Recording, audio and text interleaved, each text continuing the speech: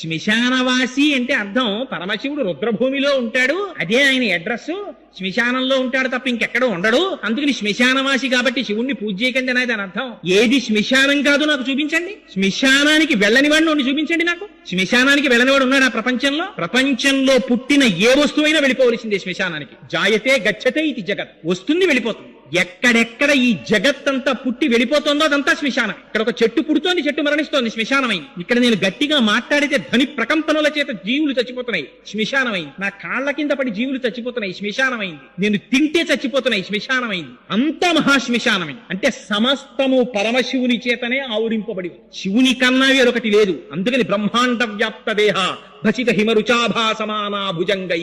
వ్యాపకత్వంతో చెప్తే విష్ణు అంటాం, ఆయన్ని మంగళప్రదంగా చెప్తే శివుడు అంటాం. అందుకని లోపల శివం ఉన్నంతసేపే శివం, అది తీసేస్తే శవం. అది మంగళత్వం అంటే. అందుకని ఆయన శ్మశానవాసి అంటే ఆయన